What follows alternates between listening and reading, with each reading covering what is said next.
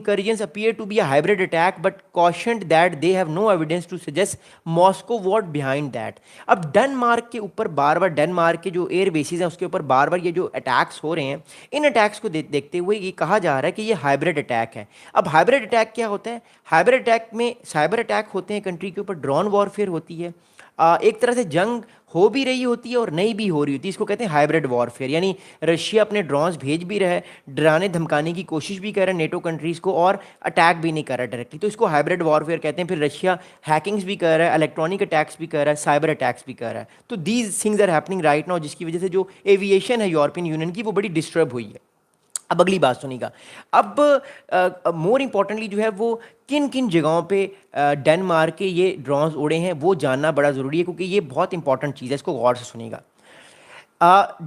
जो डेनमार्क है उनके एक आर्मी स्पोक्स पर्सन है, उन्होंने अपना नाम नहीं बताया, लेकिन उन्होंने एक बड़ी इंपॉर्टेंट बात की है। According to an Denmark army spokesperson, he said that Danish defence can confirm that drones were observed at several of the Danish defence locations last night. Several capabilities were deployed without specifying where the drones were observed. अब कहा जा रहा है कि इस time जो more importantly different जो defence इस टाइम लोकेशंस हैं डेनमार्क की, वहाँ पर बहुत सारे ड्रोन्स जो हैं वो देखे गए हैं। अब ये कहा नहीं जा रहा कि ये रशिया के हैं या किसी और के हैं, लेकिन इस जो हमारे पास इंडिकेशंस आ रही हैं वो ये आ रही है कि रशिया ही ये ड्रोन्स भेजकर प्रोवोक करने की कोशिश कर रहा है नेटो को, जबकि दूसरी तरफ नेटो ने भी अब डिफेंसेस अपने लगा दिए हैं, खासतौर पर डेनमार्क ने अपने डिफेंसेस लगा दिए हैं उन सारे इलाकों के पास। लेकिन सवाल ये पैदा होता है कि पहले डिफेंसेस इन्होंने क्यों नहीं लगाए? तो ये इनकी नाअहली नज़र आ रही है कि इन कंट्रीज ने पहले डिफेंसेस नहीं लगाए, अब आप क्यों लगा रहे हो भाई? अब तो रशिया ने अपना काम कर लिया, रशिया ने आपकी वल्नरेबिलिटी सारी देख ली, अब आप क्यों लगा रहे हो? आपको पहले लगाने चाहिए थे। तो एक तरह से जो ईस्टर्न कंट्रीज है, सारी ईस्टर्न फ्लैंक है या इवन डेनमार्क तक जो कंट्रीज हैं, उनका डिफेंस इतना तगड़ा नहीं है, और रशिया इस बात को समझ गया। और आने वाले टाइम पर जो यूक्रेन रशिया की वॉर है, मैं आपको फिर बता रहा हूँ, एक बात को गौर से समझिएगा। देखिए, यूक्रेन रशिया वॉर अब रुक जाएगी ग्राउंड पर, उसकी वजह यह है कि सर्दियां आने वाली हैं, सर्दियों में जंग रुक जाती है, लेकिन रशिया ये जंग नहीं रोकेगा। मैं आपको फिर प्रिडिक्ट कर रहा हूँ, यूक्रेन रशिया वॉर तो रुक जाएगी ग्राउंड पे, क्योंकि सर्दियां जब आती हैं बर्फ़ में चलना पहाड़ पर फौजियों के लिए बड़ा मुश्किल होता है। अब अगली बात सुनिएगा, बहुत इंपॉर्टेंटली, यूक्रेन जो है, यूक्रेन रशिया वॉर खत्म हो जाएगी, लेकिन आपको क्या लगता है क्या यूरोप में ये जंग खत्म होगी? नहीं। रशिया एक गेम समझ गया है कि अगर वो यूक्रेन में जंग खत्म कर सकता है तो वो ड्रोन वॉरफेयर तो करेगा। तो रशिया अब दो चीज़ें आपको करता हुआ नजर आएगा, एक तो सर्दी की वजह से बर्फ़ पड़ रही है, तो बर्फ़ के बाद ये जो ग्राउंड ऑफेंसेस हैं ये तो रुक जाएंगे, लेकिन रशिया क्या करेगा? मैं आपको मैप में दिखाता हूँ कि रशिया आने वाले दिनों में करने क्या वाला है। इसको बड़े गौर से समझिएगा, और मैं आपको रशिया की टैक्टिक्स समझाना चाहता हूँ, रशिया की टैक्टिक्स हैं क्या इस time. Okay, here we go again. आप मैप को देखिएगा। Okay, that's how it is. अब इस बात को गौर से सुनिएगा, आप इंपॉर्टेंटली इस बात को बड़े गौर से समझिएगा और समझने की कोशिश कीजिएगा। मैं आपको एक बड़ा इंपॉर्टेंट मैप दिखा रहा हूँ, ये मैं आपको नेटो का मैप दिखा रहा हूँ। ओके, अब मैं आपको ऑलरेडी बता चुका हूँ कि सितंबर के एंड तक ये इलाका सारा यूक्रेन का रशिया ने कैप्चर किया, वह सारा इलाका। अब सितंबर के एंड तक जंग जो है वो स्टॉप हो जाएगी, मतलब जंग स्टॉप इस तरह होगी कि ग्राउंड इन्वेजन्स रुक जाएंगी। ग्राउंड इन्वेजन्स का मतलब है कि रशिया की मिलिट्री आगे नहीं बढ़ेगी, रुक जाएगी, क्योंकि बर्फ़ जब होती है तो बर्फ़ में फौजियों का चलना बहुत मुश्किल होता है। अब मोर इंपॉर्टेंटली जो है क्या बात है, अब मोर इंपॉर्टेंटली बात यह है इस टाइम, रशिया ऐसा नहीं है कि रशिया यहाँ पे जंग रुक जाएगी तो ये रशिया जंग रोक देगा, नहीं नहीं नहीं, नो नॉट लाइक दैट। मैं आपको एक और चीज़ दिखाना चाहता हूँ बड़ी इंपॉर्टेंट। रशिया अब क्या करेगा आने वाले दिनों में? रशिया ने एक नई तरह की वॉरफेयर स्टार्ट कर दी है। रशिया क्या करेगा? रशिया एक तो अपने ड्रोन से अटैक करेगा यूक्रेन के ऊपर, अपने ड्रोन्स के ऊपर से यूक्रेन पर अटैक करेगा। उसके अलावा रशिया फिनलैंड, इस्तोनिया, लैथविया पर अपने साइबर अटैक्स करेगा, और इन कंट्रीज़ पर जो है अपने ड्रोन्स अटैक्स भी कर सकता है, इन कंट्रीज़ को डराएगा, ताकि सितंबर से लेकर फरवरी तक ये सारे कंट्रीज़ मान जाएं कि जो 10% और इलाका रशिया को चाहिए वो बगैर लड़े रशिया ले ले, ताकि मामलात ठीक हो जाएं। सो ये जंग जो है ये कहीं ख़त्म नहीं होने वाली, ये जंग अब आपको और बढ़ती हुई नजर आएगी, क्योंकि रशिया एक नई तरह की वॉरफेयर में आ चुका है। एक तो रशिया ड्रोन अटैक्स करेगा, इनको डराएगा, इनको हरासा करेगा, और दूसरी चीज़ ये कि रशिया साइबर अटैक्स भी करके इन कंट्रीज़ को डरा धमका सकता है। अगली बात सुनिएगा, बड़ी इंपॉर्टेंट है।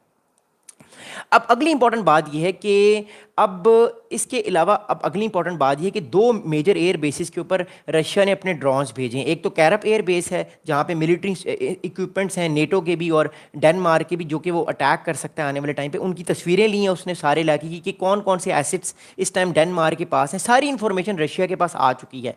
डेनमार्क का जितना भी डिफेंस है, इवन जिन जिन कंट्रीज़ का डिफेंस एक्सपोज कर चुका है रशिया, वो मैं आपको दोबारा मैप पर दिखाने की कोशिश करता हूँ, आपको थोड़ा सा समझ आ जाएगा। ओके,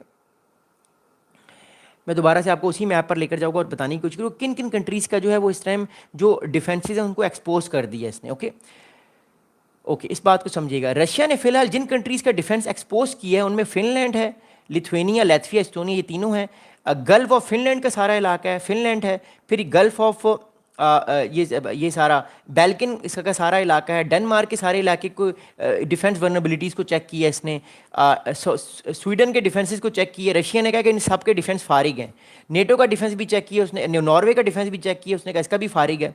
और इस सारे इलाके का, इन सारे कंट्रीज़ के डिफेंसेस चेक किए इसने कहा इन सारे 8 9 1 2 3 Denmark 1, Norway 2, Sweden 3, Finland 4, Estonia 5, Latvia 6, Lithuania 7 और पोलैंड 8 और रोमानिया भी चेक किया इसने। रोमानिया के डिफेंस भी बिल्कुल फारिग नज़र आया रशिया को। तो 8 से 9 कंट्रीज़ जो हैं, मोर इंपॉर्टेंटली इनके डिफेंसेस बिल्कुल फारिग हो चुके हैं। फारिग का मतलब है कि ये सही तौर पे डिटेक्ट नहीं कर पाए रशिया के ड्रोन्स को भी और फाइटर जेट्स को भी। अगली बात सुनिएगा गौर से। अगली बात ये है कि रशिया ने ना सिर्फ ये, रशिया ने एक और कार्रवाई डाली है, वो बताता हूँ मैं आपको। 4 दिन पहले रशिया ने एक साइबर अटैक किया बहुत बड़ा, जर्मनी के एयरपोर्ट्स पर, बेल्जियम के एयरपोर्ट्स पर, यूनाइटेड किंगडम के एयरपोर्ट्स पर और आयरलैंड के एयरपोर्ट्स पर। उससे क्या हुआ, इन कंट्रीज़ के एयरपोर्ट्स की जो वर्किंग है वो रुक गई है। तो इसका मतलब है कि रशिया एक तो साइबर वॉरफेयर से भी इनको तंग कर रहा है, चेक करने की कोशिश कर रहा है। दूसरा, रशिया जो है वो अपने ड्रोन्स भी भेज रहा है। और अब याद रखिएगा, ये ड्रोन्स रुकेंगे नहीं, it will increase in the future. और जो रशिया ये कार्रवाइयाँ डाल रहा है ये आपको बढ़ते हुए नजर आएगी। बेशक आपको लगेगा कि यूक्रेन में तो वॉर रुक चुकी है, लेकिन नहीं, ड्रोन वॉरफेयर नहीं रुकेगी। इसको कहते हैं हम हाइब्रिड वॉरफेयर। साइबर अटैक्स नहीं रुकेंगे, इसको हम कहते हैं hybrid warfare, grey zone warfare. जंग हो भी रही है, नहीं भी हो रही, ओके, हम एक ग्रे लाइन में। अगली बात गौर सुनिएगा। अब बात इस टाइम ये है कि यूरोपियन यूनियन के जितने भी कंट्रीज हैं वो बहुत डर चुके हैं। अब यूरोपियन यूनियन की जो एक तरह से की तरफ से एक बड़ा इंपॉर्टेंट बयान आया, फिर मैं आपके सवालात के जवाब भी लूँगा, अपने सवालात भी करते रहें।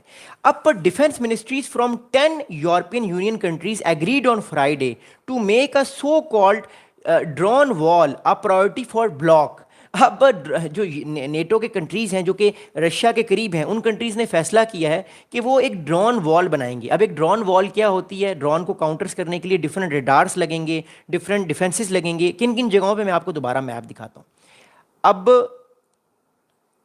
Okay, here we go again, मैं आपको दोबारा मैप दिखा रहा हूँ। इस मैप को देखिएगा, इस मैप को बार बार देखिएगा, ये बड़ा इंपॉर्टेंट मैप है। ओके, अब जितने भी इस टाइम यूरोपियन कंट्रीज उन्होंने फैसला किया है कि आने वाले कुछ दिनों में वो फिनलैंड से लेकर, मैं इसको पेन को ज़रा चेंज कर लूँ ताकि आपको इजीली समझ आ जाए। ओके, ये फैसला हुआ है कि आने वाले चंद दिनों में फिनलैंड से लेकर लैटविया, लिथुएनिया, पोलैंड, उसके अलावा हंगरी, रोमानिया, बल्गारिया तक एक ड्रोन वॉल बनेगी। उस ड्रोन वॉल में कोई भी रशिया के अगर कोई ड्रोन्स आने की कोशिश करेंगे तो उन ड्रोन्स को डिटेक्ट किया जाएगा, उन ड्रोन्स को पकड़ा जाएगा। बेलारूस से या यूक्रेन से कोई ड्रोन्स आएंगे या ब्लैक सी से। देखिए ये सारा इलाका है, ब्लैक सी से भी रशिया अपने ड्रोन्स भेज सकता है, भेजता भी है।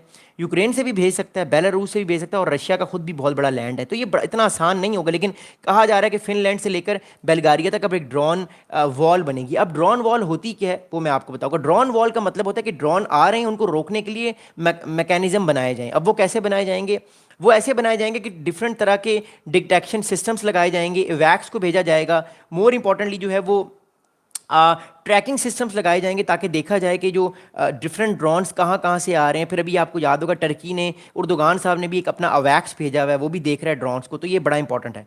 अगली इंपॉर्टेंट बात ये कि डिफरेंट तरह के न्यूट्रलाइजेशन टूल्स बनाए जाएंगे, डिफेंसेस बनाए जाएंगे जो आने वाले टाइम पर ड्रोन्स को रोकेंगे। लेकिन बात यह है, क्या वाकई नेटो के पास ये कैपेबिलिटी है कि वो रशिया के ड्रोन्स को रोक सके?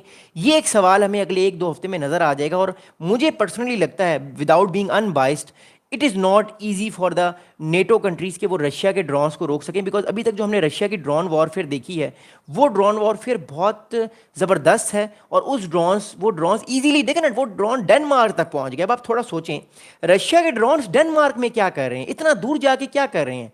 इसका मतलब है कि ये जो डिफेंसेस हैं इन कंट्रीज़ के, वो इतने तगड़े नहीं हैं। डिफेंसेस सिर्फ फ्रांस का तगड़ा है, जर्मनी का तगड़ा है, यूरोप का, ईयू का, जो यूनाइटेड किंगडम का तगड़ा है, और हो सकता है पोलैंड के कुछ तगड़े हों। इसके अलावा बाकी कंट्रीज़ के डिफेंसेस इतने तगड़े नहीं। वरना देखें ना, रशिया कहाँ पे है और डेनमार्क कहाँ पे है। एक हफ्ते में 6 से 7 बार रशिया के ड्रोन्स जो हैं वो डेनमार्क तक पहुंच गए। तो इट शोज़ कि there is some kind of vulnerabilities. फिर नॉर्वे में क्या कर रहे हैं वो ड्रोन्स, स्वीडन में वो ड्रोन्स क्या कर रहे हैं। सो इट शोज़ कि कहीं ना कहीं नेटो की वर्नेबिलिटीज हमारे सामने आ गई है, वो उसको स्ट्रॉन्ग करने की कोशिश तो कर रहा है, बट मेरा पर्सनल एनालिसिस ये है कि रशिया इस ड्रोन वॉरफेयर में बड़ा आगे। याद रहे रशिया को इस टाइम ईरानियन मेड शहीद ड्रोन्स मिल रहे हैं जिससे वो अटैक्स कर सकता है, और ये कामाकाजी ड्रोन्स होते हैं। अब ज़ेलेंस्की साहब ने एक बड़ी इंपॉर्टेंट बात कर दी, वो मैं आपको बताता हूँ। ज़ेलेंस्की साहब ने क्या कहा है।